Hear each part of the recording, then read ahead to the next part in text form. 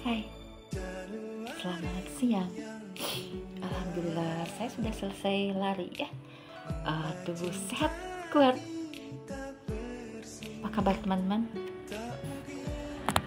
Semoga teman-teman pun diberikan kesehatan ya. Hari ini ya saya istirahat saja di rumah. Lari-lari sudah, kemudian sarapan sudah. Tadi saya sepintas lah sebelum lari ya, saya lihat postingan malam mingguan, ketawa-ketawa sendiri ya melihat postingan malam mingguan para tetangga. Saya malam mingguannya dengan siapa ya? Saya sendiri saja ya, karena jodoh saya belum datang gitu. Pacar punya tapi belum datang gitu, masih di tempatnya.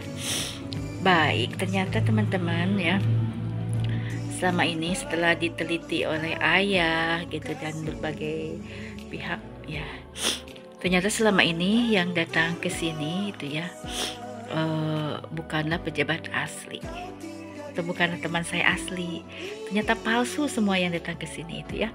Jadi begini ceritanya ya, HP saya itu disadap, kemana saya pergi, dengan siapa saya berbincang, WA atau telepon oleh orang tertentu ya, oknum saja sebut ya, itu mungkin dicatat, dan akhirnya orang-orang itu didatangkan ke tempat kerja saya ya, dengan sengaja untuk menyakiti saya ya, ke tempat kerja saya untuk dilayani oleh ya teman-teman kerja gitu.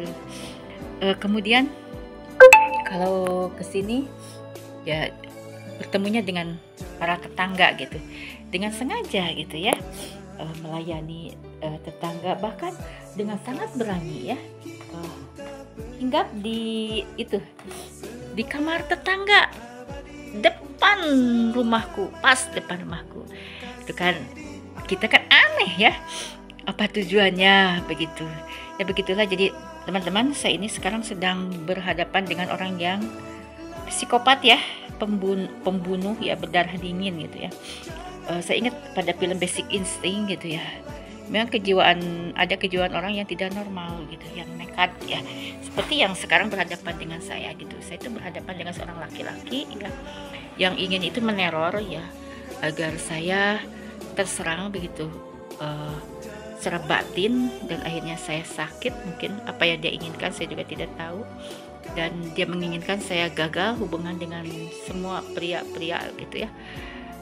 Mungkin harapannya saya ingin dia miliki, tapi maaf ya, karena saya sudah tahu orang tersebut siapa, saya tidak mungkin dimiliki oleh orang itu ya. Jadi saya tetap berdoa kepada Allah. Yang pertama, berdoakan semoga orang itu soleh ya, dan diberikan istilahnya insaf lah ya, tidak melakukan perbuatan segila ini ya, karena akan ada hukum karma. Dia sekarang menyakiti saya begitu ya, temannya gitu ya, untuk apa toh kita tidak akan menikah, dan saya juga sudah jadi tidak mau ya, bukannya senang dengan melihat dengan saya diberikan diteror dengan peristiwa-peristiwa yang sekaligus sangat menyakitkan. Kemudian saya dibuntuti kemana saya pergi misalnya, itu juga membuat saya tidak nyaman gitu ya. Dan dia itu seperti ingin memperlihatkan pada saya ya, bahwa orang yang saya dekati itu menyakiti saya. Sedangkan tidak logis lah ya. Dalam satu malam misalnya saya lagi klik misalnya kepada si A, tiba-tiba didatangkan, sementara jaraknya pun sangat jauh. Tidak mungkin dengan begitu saja datang ke sini. Tentunya kalau teman saya ya datang ke sini itu pertama pasti memberitahu kapan dia mau datang gitu ya. Pasti video call juga ya kalau ingin bertemu gitu. Pasti menanyakan aku sedang di mana gitu kan. Nah, dan kalaupun datang ke sini pasti memberitahu ini saya datang, sudah ada di depan pintu gitu. Jadi tidak mungkin ya tiba-tiba ada di rumah di tetangga, atau tiba-tiba berkencan dengan teman kerja, tidak mungkin ya begitu saja. Dan sampai saat ini teman-teman, anehnya ya, selama 5 tahun tidak ada seorang pun yang sampai ke rumah saya itu.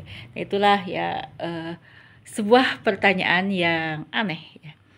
Saya ini jadi benar-benar berhadapan dengan orang-orang psikopat, pembunuh berdarah dingin ya, dan orang itu memang tidak itulah, kalau psikologis orang itu memang bukan orang yang sehat secara rohani ya. Itulah yang menyebabkan saya, mungkin diantaranya kenapa saya tensinya tinggi terus ya, saya diteror lah teman ya, diteror gitu ya, tiba-tiba seperti mirip Gusti Bre gitu ya, di depan rumah gitu dengan perempuan lain yang emak-emak yang sudah punya suami begitu ya, keluar dari rumah itu ya, tapi dari kejauhan gitu, terus naik motor gitu lewat rumah saya, pakai helm, pakai jaket. Saya tidak sudah tahu yang aslinya, ya itu tidak mungkin, itu adalah orang palsu gitu. Nah, ya bodohnya orang itu seperti ingin kelihatan gitu. Jadi kan ingin dia itu karena menggebu-gebunya ingin menyakiti saya. Jadi seolah-olah ingin saya lihat gitu perselingkuhan orang yang pernah dekat dengan saya dengan orang lain gitu, dengan wanita lain. Justru hal itu membuat saya aneh gitu. Nah, itu ya, jadi teman, misalnya kan Indonesia ini luas ya, Ciamis ini luas ya. Kalau misalnya ada seseorang yang ingin misalnya mencari wanita, tidak mungkin kan dekat rumah saya ya. Kecuali kalau ingin berniat mengunjungi saya, kalau ingin mengunjungi saya kan pasti telepon. Nah, itu ya, jadi orang itu kadang berpikirannya bodoh juga. Saya tidak bisa dibodohi oleh orang itu karena saya S3 loh teman. Tubuh saya kecil tapi otak saya besar. Ya, walau bagaimanapun saya adalah seorang lulusan S3 ya. Ingat, saya pun mempelajari kejiwaan, psikologi, ilmu jiwa. Terima kasih, itu saja hari ini. Sangat menyenangkan ya. Semoga kita mendapatkan berkah, walaupun saya ini disebut musibah ya, tidak juga ya, saya tidak pernah merasakan musibah dalam diri saya, karena saya itu menghadapi semuanya dengan senyum saja, disenyumin ya. Jadi kalau ada orang gila ya saya jangan turut gila ya. Kalau saya turut gila nanti masuk ke barisannya. Kalau saya masih waras ya, masih beribadah dengan tenang, hidup dengan tenang, makan enak, tidur nyenyak ya, berarti teror dia ya, akal bulus orang gila itu tidak sampai ya untuk menjerat saya. Terima kasih.